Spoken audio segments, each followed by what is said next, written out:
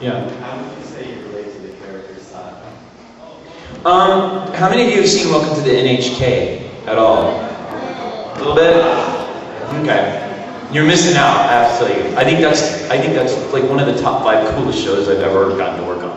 But it's about this guy who, I relate to him in one way in particular, but in most ways I don't. But still, I was able to use that one way and sort of parlay it into playing the role. But Sato, the lead character, is what's called a hikikomori, or a NEET. And in Japan, that means there's this like cult of people who all they do is they stay at home, they're not employed, and they are obsessed either with porn or gaming or anime or something like that, and they become shut-ins to the point of, some of them are already agoraphobics, and some of them become shut-ins to the point of agoraphobia. If you don't know what agoraphobia means, it's fear of the marketplace, translated, but it's like fear of big crowds or fear of open spaces. Well, I, as a kid and a teenager and up into my adulthood, have suffered on and off from very, very, very bad agoraphobia, which is a really weird thing for an actor, because, like, anyway, it's a long thing I could go into. It all started when I was 9 years old, and you have horrible, awful panic attacks out in public, and so you end up having to. There's no cognitive therapy for it, really. You have to take medication. You have to take anti-anxiety meds. So, but that was the only. And there were several times when Sato had panic attacks in the show, and I got to really. It was very realistic. I can't relate to being a shut-in and watching porn all day.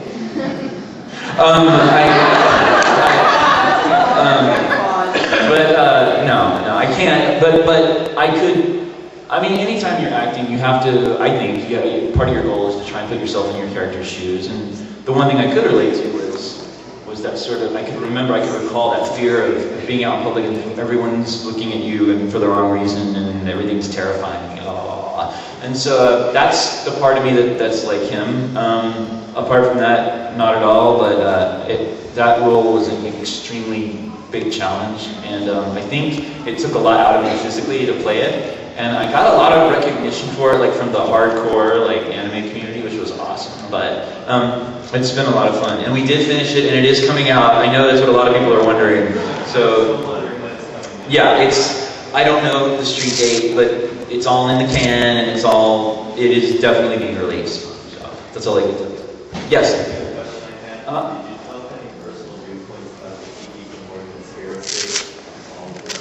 Well, the funny thing that's the other way that I relate to him. I totally forgot. And I mean, watch this all go up on YouTube and everything, but I'm a huge conspiracy theorist. And I'm not joking. I'm a huge conspiracy theory nut. I don't trust the government in any way, shape, or form. I don't trust authority. I feel there are a ton of unanswered questions about 9/11 and about a million other things dating all the way back to the 1800s that don't make sense to me. And I really feel for our military right now and everything. And I have a lot of friends that are in the military, and it crushes my heart. But anyway, so I'm a huge conspiracy theorist. Anyway, so the fact that this guy was coming up with the thought that a big corporation is trying to brainwash a generation of people. Duh. The people in this world without morals, all they care about is the bottom line, and that's money. And I think that's why a lot of the bad things in life that happen is because certain people are pulling the strings. And without saying too much about it sounding like a complete nut, which I probably am to some people, but I don't care. I think a lot of people who only have money in their hearts are causing lots of negativity in the world to go on. They're at least letting it exist when it shouldn't. That's my belief. So yeah. Vote Patton. Oh wait. Patton and Greed. What time is it? 9:17. I'll go for 10 more minutes. That's what she said. Okay. There's a new hand.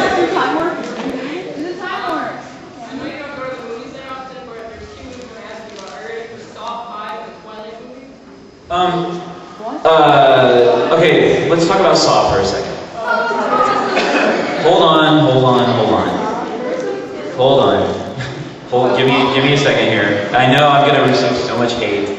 I had to quit watching at Saw 4. Because, I'll tell you why. Because they threw away a really badass plot for like trying to make people vomit with gross scenes. And I love horror films and I can watch really gross, hardcore stuff, but when it starts being done just for the sake of being gratuitous, instead of serving a plot line, I can't put up with it anymore. And so I'm not going to see Saw 5. The Twilight movie, I'm already in line. I'm already there. And no, Robert Pattinson is not Edward, but you know what? I'll give him a pass, and There's a really funny story about him I heard online. He fell in bed doing one of the kissing scenes. Well, he's British. I'm kidding, I love the Brits. Yes? Y'all know that Tree in Black Cat is very attractive to Tree? Yes. Yes. What is your opinion on all the yaoi sounds that people do? You know, I'm gonna talk a little bit about this. I know there are, again, I will not name names during panels unless I'm speaking very fondly of a friend of mine. But there are certain voice actors who seem to have huge issues with yaoi and yaoi slash and fanfic and all that. And I say, any means, look, we're living in a world that's so devoid of creativity right now and so devoid of tolerance and humanity. I say any form of artistic expression that's going on, as long as you're not stealing from anyone and as long as you're not making profit off of someone else's work, I say do whatever the hell you want. And if you want to write if it's your desire, it's a free country still for a while. If it's your desire to make gay fan fiction about Train and Creed, bring it on! I don't care. I'll sign the yaoi paddle. I don't care. I own a yaoi now. I'm kidding.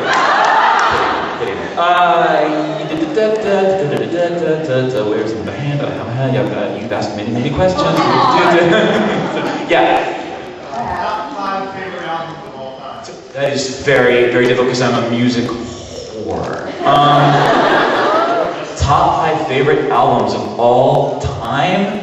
I'm going to attempt this. It's going to be wrong. I'm going to change my mind 20 minutes from now, but I'm going to attempt this. Black Celebration by Depeche Mode. Sgt. Pepper's Lonely Hearts Club Band by the Beatles.